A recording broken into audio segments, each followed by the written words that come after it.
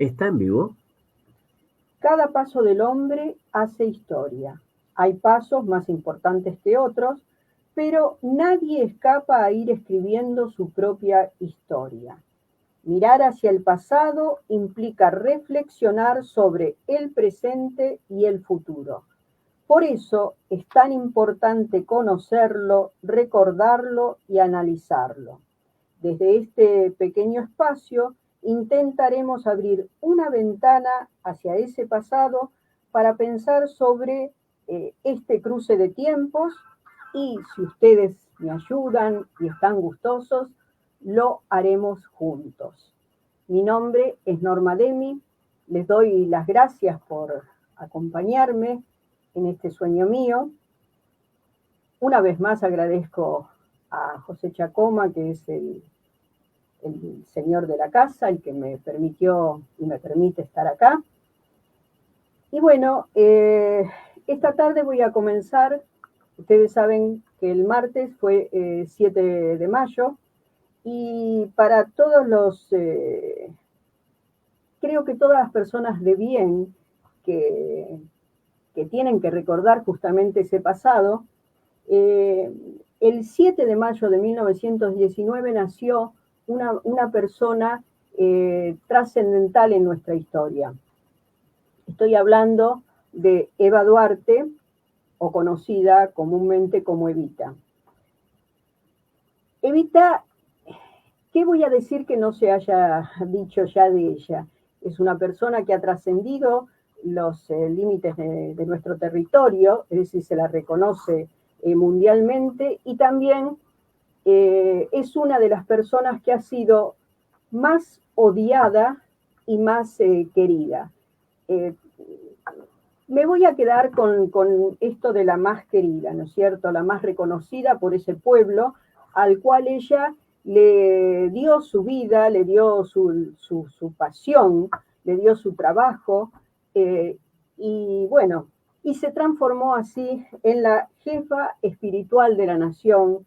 Es un título que se le dio una vez que partió de esta tierra. Fíjense, ella a los 15 años parte del pueblo donde ella vivía, en Los Toldos, un pueblito de la provincia de Buenos Aires, y esto ocurrió en el año 1934. Y lo primero que se me ocurrió reflexionar cuando pensé en sus 15 años, 1934 la República Argentina estaba en lo que pasó a la historia como década infame. ¿Por qué década infame? También otros historiadores la han llamado democracia ficta o democracia ficticia. Es decir, ¿por qué democracia ficticia? Porque si bien se votaba, había fraude electoral, que los que manejaban el gobierno en ese momento le decían fraude patriótico. Es decir, si lo hacían el fraude desde el gobierno militar que había en ese momento, estaba bien, era un fraude patriótico. Si lo llegaba a hacer otro, por supuesto, era un fraude nocivo. Bueno, entonces, ¿qué nos queda por pensar? Que Evita tuvo que subirse a ese tren y llegar a esta ciudad con tan pocos años, y todo aquello que se hable de ella, de sus relaciones, o cómo lo que hizo o no hizo, dejó de hacer, sinceramente a mí no me interesa. Eso es algo que creo que entra dentro de lo que podríamos decir novela, ¿no es cierto? Es algo particular de la persona y no voy a entrar en esos detalles porque excede a lo que ella le brindó a este país. Lo más importante que le ocurre a esta muchacha, bueno, ella va a empezar a actuar va a empezar a actuar, a sentirse actriz, y lo va a hacer en la radio, es decir, en radioteatros. ¿Por qué? Porque la radio era el medio de comunicación más importante. Yo creo que lo sigue siendo, por supuesto, le ha ganado la televisión, pero no podemos dejar la importancia que tiene actualmente también la radio, ¿no? Y más en ese momento. Ocurre como nos ocurre a todos, nada más que a ella fue algo totalmente trascendente. Hay un terremoto tremendo en la provincia de San Juan y se va a organizar un festival en el Luna Park, que dicho sea de paso, parece ser que va a cerrar a fin de año, ya definitivamente. Y bueno, en ese evento que se realizó, de alguna manera, que acá tampoco voy a entrar en detalles, ella se conoce con el que va a ser después el general Perón. A partir de ese encuentro entre estas dos personalidades, va a empezar a cambiar la historia argentina, ¿no es cierto? Es decir, en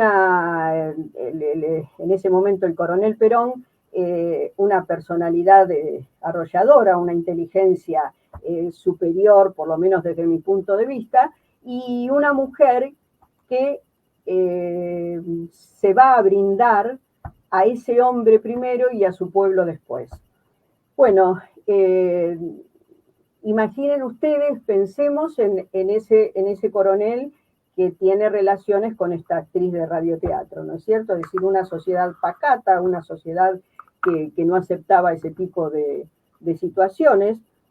Ellos la enfrentan y la llevan adelante. Es decir, esa mujer que siente la protección de ese hombre, ¿no es cierto? Y esa mujer que va a enfrentar a esa sociedad que fundamentalmente cuando algo no estaba dentro de los cánones establecidos, comenzaba las habladurías. Bueno, se van a casar, no importa todo eso, y ella desde el gobierno va a hacer, va a proponer que la mujer es la que tiene que votar. Es el voto femenino fundamentalmente, se lo debemos a Evita que lo haya hecho ley, pero esto no quiere decir que no hubo antes otras mujeres que también propusieron el voto femenino. Es decir, es toda una lucha que se cierra con el proceder de Evita. Va a ser a través de una ley de 1947 que va a pasar a la Constitución del 49 y se va a llevar a cabo en 1951. Ella va a hacer lo que conocemos como Fundación Eva Perón, a través de la cual hizo hospitales, colonias, propuso los eventos deportivos, bueno, dio becas. ¿Por qué? Porque ella pensaba que la persona de pueblo, la persona humilde, no tenía que tener cosas de mala calidad, al contrario, tenía que tener para su vida algo muy parecido a la gente que tenía plata. Y podemos tomar como ejemplo, por ejemplo, el barrio Evita, el barrio Eva Perón, cercano a Ezeiza, donde solamente mirar esos chalecitos que se construyeron para el obrero, y realmente nos podemos dar cuenta de cuál era el pensamiento que tenía ella para el trabajador. Bueno, va también a fundar el Partido Peronista Femenino. Es decir, fíjense todo lo que hizo esa mujer que entraba a esa fundación a la mañana y salía a la noche, a altas horas, cuando ya no había nadie más para atender. A través de eso, de ese trabajo incansable, que prácticamente ella no comía, comenzó a deteriorar su salud. Y también ella quiso ser vicepresidenta, pero no se lo permitió ni la salud ni los que estaban en contra de Perón. Hubo una enorme oposición para que ella fuera vicepresidenta y bueno, y no hubo más remedio que no lo pudiera hacer, y es lo que se conoce como el Día del Renunciamiento, ¿no? El 31 de agosto de 1951. Falleció a los 33 años, el 26 de julio de 1952, y ahí comienza otra historia para Evita, es decir, ¿qué pasó con su cuerpo? Eso es tremendo. es también para que se hable de eso en otro momento, de este programa, no es para ahora. Ahora simplemente me quiero quedar con esa Evita que todos recordamos como maravillosa. Y les traje también, si están interesados, este libro, Evita frente al espejo, está escrito por personas jóvenes, por personas que han estudiado, por supuesto, y que siguen estudiando, personas preparadas, algunos de ellos del CONICET, y se rescata historias de Evita muy interesantes. Por ejemplo, se puede conocer a Paco Yamandreu, que fue su modisto de siempre, hasta que ella lo cambió. Y hay uno que es muy interesante, un capítulo muy interesante, creo que si acceden a este libro les va a gustar mucho, que se llama La gira del arco iris, cuando Evita visitó Europa. Es decir, pensemos en esa muchachita de 15 años que sale de un pueblito ignoto, perdido en la provincia de Buenos Aires, y va a recorrer Europa,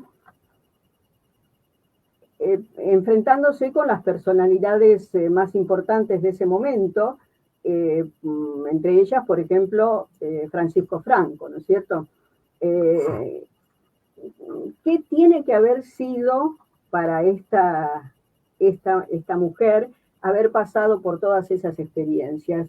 Podemos estar de acuerdo con muchas cosas de ella, podemos estar en desacuerdo, pero lo que no podemos negar en absoluto es que fue una persona de una tremenda personalidad y que todo lo hizo o lo trató de hacer para el bien común, para el bien del pueblo argentino. Bueno, este es mi homenaje y sinceramente les recomiendo este libro, que hay muchas cosas interesantes si les interesa el tema. Bueno, lo voy a dejar por acá. ¿Está bien? Perfecto. Voy a tomar el permiso. Se enfrió totalmente. Bueno. Ahora voy a pasar, ¿se acuerdan que el otro día les describí un poco, comencé a describirles un poco lo que va a ser la organización del Estado argentino? El Estado argentino, ya les dije que fue organizado por Mitre, Sarmiento y Avellaneda, entre 1862 y 1880. De Mitre,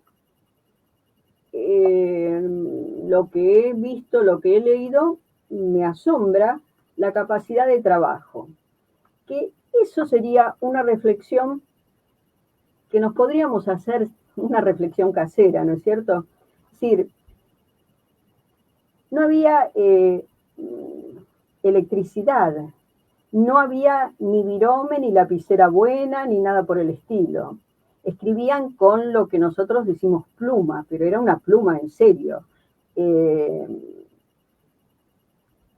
Estuvo al frente de un ejército, tenía su familia, fue político importantísimo.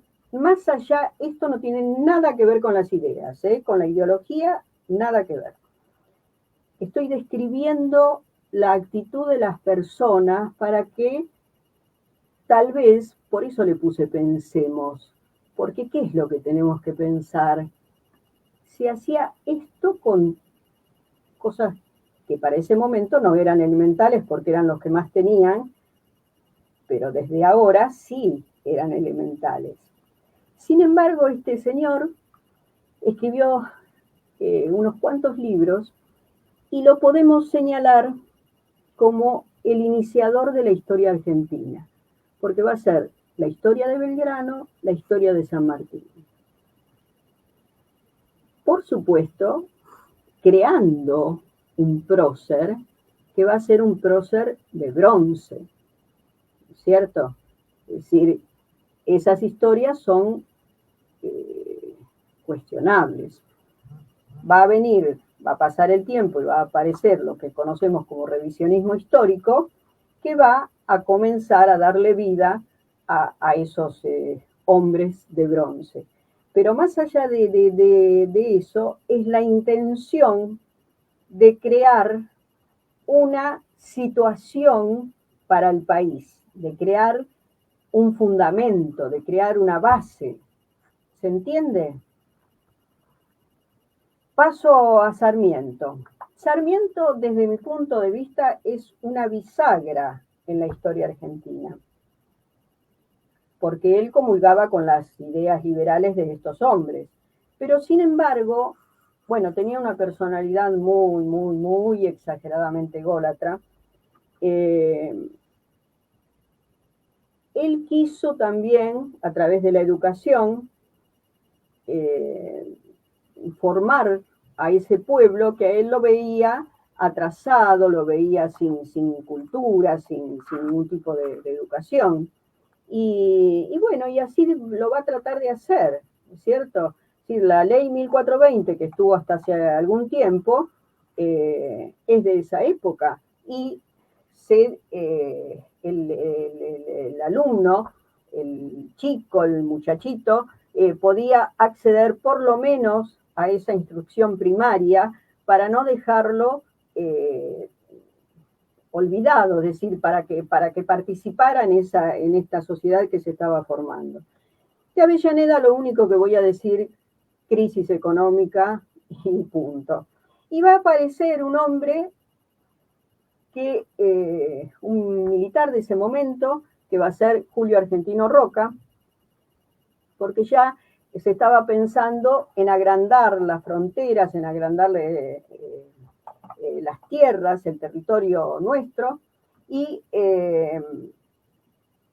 los que molestaban allí eran justamente los pueblos originarios que estaban cercanos a la frontera con Chile, y esas tierras eran muy requeridas. Pero ¿por qué van a ser requeridas? Fíjense, y aquí con Roca va a empezar, cuando él sea nombrado presidente, lo que en la historia vamos a conocer como Argentina moderna, o la generación del 80, como ustedes quieran decirle. Pero esto no lo podemos explicar si no explicamos un poquito qué era lo que pasaba afuera, cuál es el contexto. Una Inglaterra que había comenzado su revolución industrial, y estos hombres de la generación del 80, que eran los dueños de la tierra, que eran los dueños de los animales, no tienen interés en industrializar el país, aunque sea algo. ¿Por qué? Porque justamente ellos eran los dueños de la tierra, los dueños de la materia prima.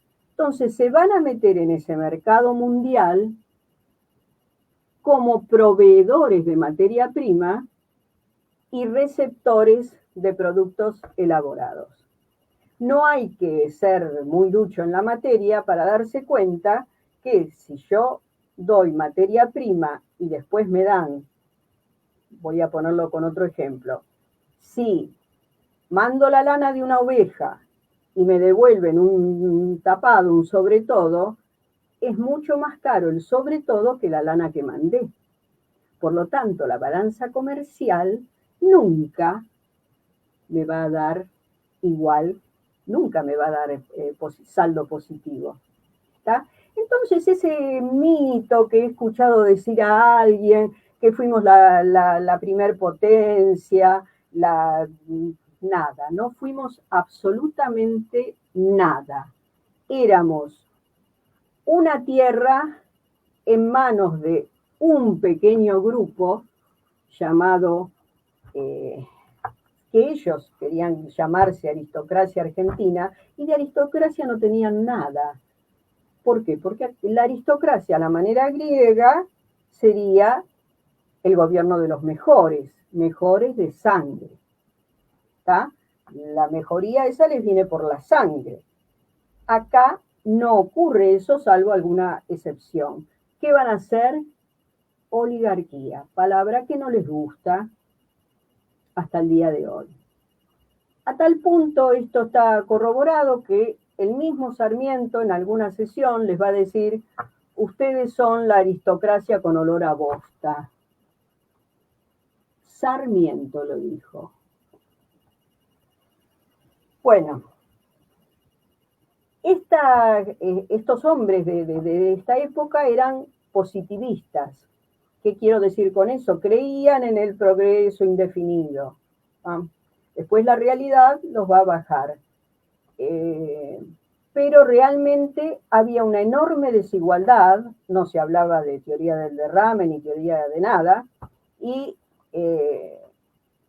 este grupo selecto disfrutaba de todos los beneficios habidos y por haber, y como habían abierto la inmigración a todo aquel que quisiera hacerlo, que quisiera venir a buscar algún nuevo futuro en estas tierras, es decir, ya estaban llegando todos esos inmigrantes que lo fueron haciendo en distintas oleadas, van a ir poblando distintos lugares de nuestro territorio, pero van a vivir muchos de ellos en forma, yo creo que la mayoría de ellos en forma miserable. ¿Por qué? Porque no es que no hubiera una política migratoria. Por supuesto que la había.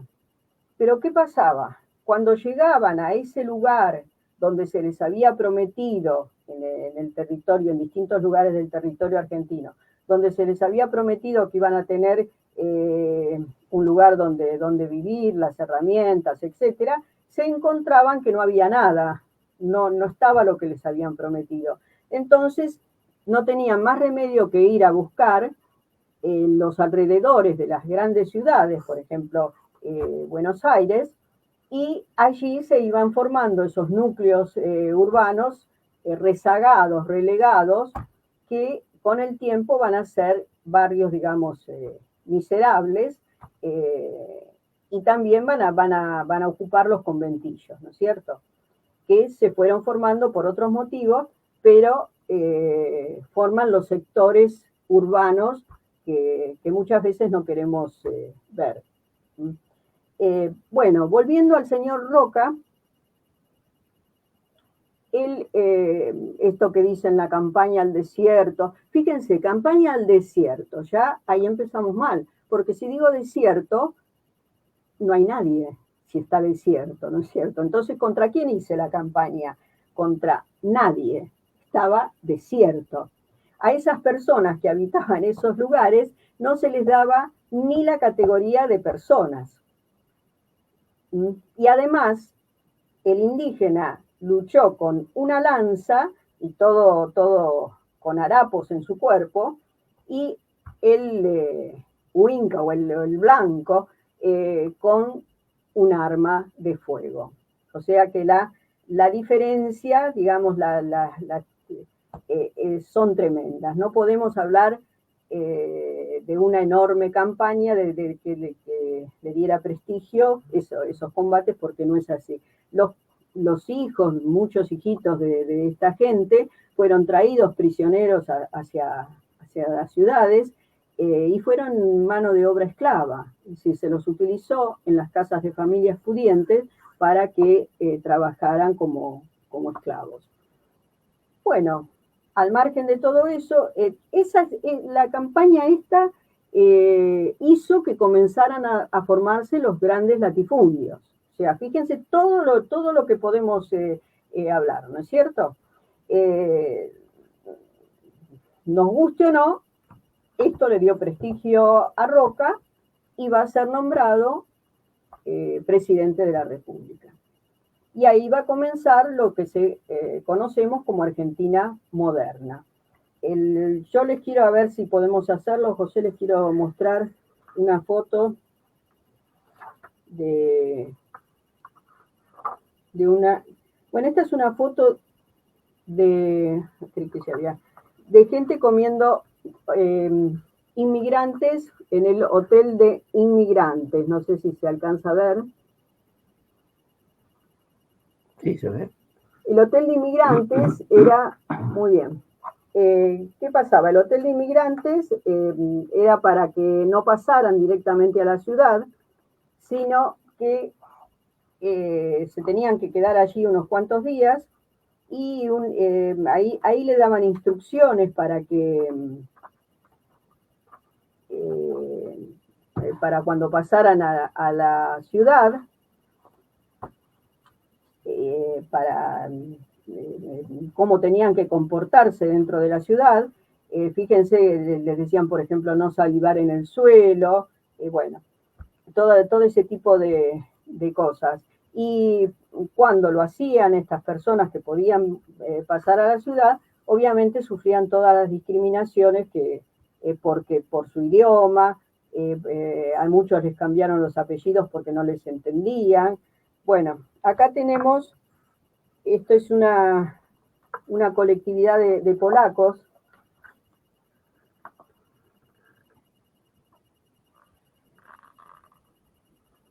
Fíjense que cómo están vestidos, ¿no es cierto? Es decir, no vinieron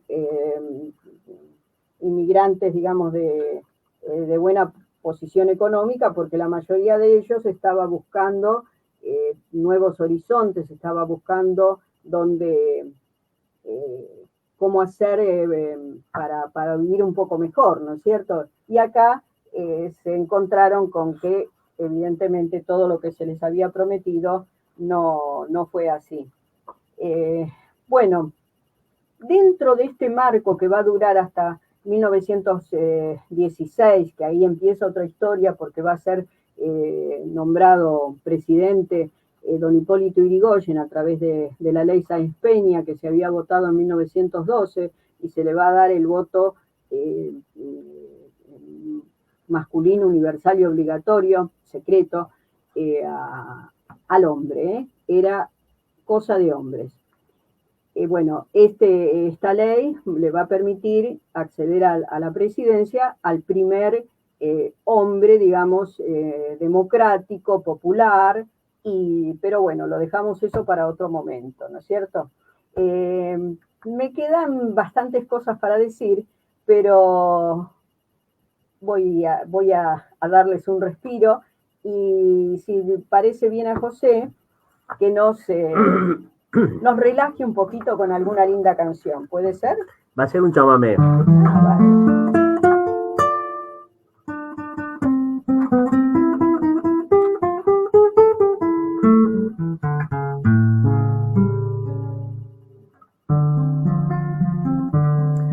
Cuando me vaya para siempre de este mundo, al alejarme de mis seres tan queridos, solo un deseo al Dios Supremo yo le pido, un imposible, pero sé que es tan profundo, que se transforme en un árbol mi alma entera, para que en días calurosos del verano, bajo mi sombra descansen mis paisanos, como una posta que me ocupe quien lo quiera, que los gurises con su ronda me cercaran, y los que se aman cumpliendo una promesa dejen sus nombres cual recuerdo en mi corteza. Aunque me duela, con cuchillos me tallarán, y cuando trocen mi madera un carpintero, que en vez de mueble se dedique a hacer guitarra, para estar junto a mis amigos en las parras, con acordeón y un rajear chamamecero. Muy bien, José. ¿Cómo es explíquemela un poquito, ¿no? Esto es de Roberto Galarza, un correntino que escribió imaginándose que a la hora de su muerte, después, el deseo que él quería era volver en un árbol para para la gente que cree en la reencarnación, ¿no? Que dice que uno reencarna En lo que en fuere. otro animal, en un árbol, lo que sea. Él quería hacer un árbol para que los chicos jueguen alrededor de él, para que las parejas enamoradas puedan escribir Debajo del su árbol y nombre. qué Así lindo, qué que, romántico. Bueno, a mí me hizo acordar, no es tan romántico, a Guaraní, volver en vino, ¿no es cierto? Volver en vino y habré de besar las bocas de mis viejos compañeros y también de la que quiero y no me pudo querer. Es maravillosa, esa sí, canción es sí, sí. maravillosa. Guaraní era un ser muy especial, creo yo, ¿no es cierto? Y bueno, nos deleitó tantas veces Sí, sí, la verdad que sí. con sus lindas canciones. Bueno, me toca seguir. Y aquí creo que he llegado a, al lugar donde quería llegar desde el primer día. Es decir, recordar en este panorama que he tratado de darles, fíjense que yo les he hablado de fines del siglo XIX, principios del siglo XX, en este periodo eh, hubieron mujeres luchadoras, mujeres trabajadoras, mujeres que sobresalieron en nuestra historia, de las cuales quiero hablar un poquito, recordarlas. Una de ellas es Cecilia Grierson, que primero la tenemos en una calle, después la pasamos a tener en una vacuna que fue hecha, y esto lo digo con énfasis, y me tendría que poner de pie, porque fue hecha por científicas argentinas que le pusieron el nombre a la vacuna cuando fue esta pandemia tan discutida, Cecilia Grierson, a esa vacuna. Y ahora está en un billete de 2.000 pesos, junto a Ramón Carrillo, que según cuentan fue el mejor ministro de salud que hemos tenido fue durante la presidencia, la primera, la segunda de Perón, que terminó exiliado en Brasil, perseguido por la famosa revolución que derrocó al general. Se tuvo que exiliar en Brasil, donde hasta su muerte fue ayudado por algunos amigos, pero la verdad que terminó en la más tremenda pobreza. Bueno, paso a Cecilia Grierson. Esta muchacha nació en Buenos Aires el 22 de noviembre de 1889, 59, y va a morir en el 10 de abril de 1934. Fue hija de una familia de inmigrantes escoceses, era la mayor de 6 hermanos, tenían una posición acomodada, ella vivió también bastante tiempo en Uruguay, pero fallece su padre y tiene que volver a la provincia de Entre Ríos, que era donde se había asentado, donde se había establecido la familia, y allí tuvo que empezar a ejercer junto con su mamá como maestra. Maestra rural, obviamente, ¿no? Sin tener título, porque ¿qué pasaba en esa época? Aquel que sabía un poquito más, y esta chica estaba preparada porque había ido a buenos colegios, le enseñaba a todos aquellos chicos que no tenían esa preparación. Bueno, esto es una idea excelente, ¿no es cierto? Pero ¿qué ocurre? Una amiga de ella, que tendría que haber sido que pasara a la historia como la primer doctora argentina, enferma y terminó muriéndose, y esto fue lo que va a hacer que Cecilia se decida a estudiar medicina, porque quiso de alguna manera encontrar encontrar el remedio para curar la enfermedad que había tenido su amiga. Bueno, se recibió. Pensemos en esto, uno dice se recibió, pero una mujer, estoy hablando de fines del siglo XIX, principios del XX, una mujer sola en un mundo de hombres. Es decir, todo lo que tiene que haber enfrentado esa mujer, todo lo que tiene que haber sufrido, ¿no es cierto? Las bromas lo que fuere, pero bueno, con su tenacidad, con su carácter, lo llevó adelante y lo logró. También recibió el título de cirujana, cosa que no le dejaron nunca ejercer, justamente por ser mujer. Ella también era obstetra, era kinesióloga, escribió muchos libros sobre el tema y, bueno, ¿qué es lo que va a hacer de importante? Va a crear la primera escuela de enfermería porque ella decía que al enfermo había que tratarlo, hablarle, contenerlo, y entonces va a crear esa escuela de enfermería pidiendo que se pongan uniformes, tenían que tener un uniforme, y bueno, así desarrolló, llevó adelante su carrera. Se dedicó también a la parte ginecológica de las mujeres, que esto va a estar en consonancia con Julieta Lanteri, que ella también se va a dedicar a este tema de la mujer, no sé, de la salud de la mujer. Bueno, cuando ya estaba llegando al fin de su vida, se la homenajeó, pero no se le dio la pensión que le correspondía porque no se le reconocieron una cantidad de años que ella había trabajado. Se fue a la provincia de Córdoba, a la localidad de Los Cocos, allí vivió hasta el último momento de sus días, y la casita donde ella residió la donó, la dejó para que la transformen en escuela.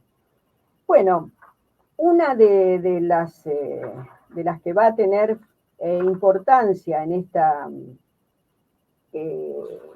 este cruce de mujeres va a ser Elvira Rawson, que va también a estar considerada, va a ser doctora también, pero antes va a estar considerada la primera enfermera también. Y fíjense que importante, qué carácter que tenían. En 1890 ocurre lo que conocemos en la historia como la Revolución del Parque, y allí va a salir la Unión Cívica Radical, y es del Parque de Artillería. ¿Qué quiere decir? Que era donde se guardaban todas las armas, que eso estaba ubicado en lo que hoy conocemos como Plaza Lavalle, frente a tribunales. Bueno, esta muchacha se estaba combatiendo, distintos sectores se estaban enfrentando en lo que hoy sabemos que es Avenida de Mayo, y ella quiso ir con una ambulancia, pero no estamos hablando de la ambulancia que conocemos hoy en día, era un carro tirado por caballos, y para no dejarla pasar le mataron los caballos y ella no pudo ir a socorrer a los heridos. Y dentro de otra de estas mujeres importantes están Julieta Lanteri. ¿Quién fue Julieta Lanteri? Fíjense lo que decía ella: los derechos no se mendigan, se conquistan. Los derechos no se mendigan, se conquistan. También fue una de las primeras médicas, es la que va a fundar el Partido Feminista, y va a ser, sí, ella la pionera del sufragio femenino. Esta muchacha nació en 1873 en Italia, la familia vino a este territorio, y era una familia que tenía un buen pasar económico porque el padre les había dejado una herencia importante. Va a estudiar en el Colegio Nacional de La Plata, y este colegio, al igual que el Nacional Buenos Aires, daba paso hacia la universidad en forma directa. Y ella justamente va a tomar eso para entrar en la Facultad de Medicina. Bueno, en 1904 va a fundar junto con Cecilia Grierson la Asociación Universitaria Argentina. También estuvo siguiendo los pasos de Alicia Moró de Justo, que es otra mujer importante, que fue la esposa de Juan B. Justo, socialistas, por supuesto, y van a ser las que van a crear el primer centro feminista. Acá ya tenemos el feminismo en acción. Esta muchacha saltó muchas trabas sociales, porque se va a casar con un hombre 14 años más joven que ella, que ya para ese momento histórico era una revolución, ¿no es cierto? Y también cuando ella consideró que se había acabado el amor, se va a separar. Ya otro tema que en ese momento no era considerado, porque cuando la gente se casaba lo hacía para toda la vida hasta que la muerte los separe. En cambio, ella va a ser una pionera también en este tema. Bueno, hacia 1910 ya había todo, digamos, un caos social importantísimo.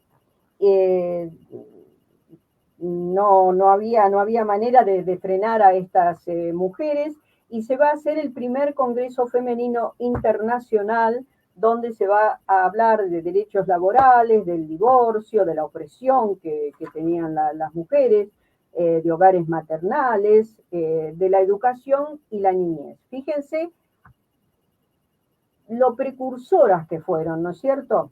Y también como Cecilia Grierson va a introducir el tema de la prostitución. El Anteri va a pensar, va a decir algo desde mi punto de vista un poco utópico, ¿no? Ella va a decir que la mujer nace pura, nace casta, y en la sociedad es el hombre el que la corrompe, y que el hombre, a través de su inteligencia, tendría que saber frenar sus deseos y no llevar a la mujer a esa situación. Pero no se agarra con las mujeres ni con el hombre en particular, sino con los gobiernos. Es decir, para ella eran los gobiernos los que conocen esos temas y los van a explotar, lo van a sostener, porque también no deja de ser un negocio, ¿no es cierto? Es decir, fíjense todo lo que ella enfrentó. Y va a ser la que va a votar por primera vez en 1911, va a ser en una elección municipal, si bien no tuvo importancia, pero ¿qué es lo que hizo previamente? Como no se la dejaba votar, ella buscó dentro de la ley esos espacios que quedan indecisos, que quedan vacíos, y hizo su alegato.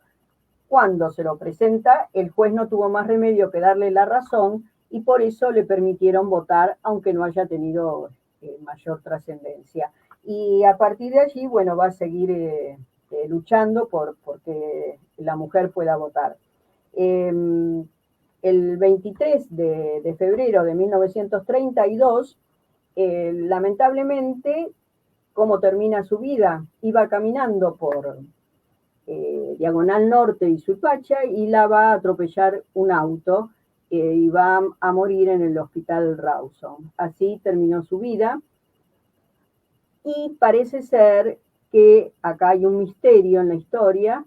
Parece ser que el que manejaba el auto pertenecía a la Legión Cívica. ¿Qué era la Legión Cívica?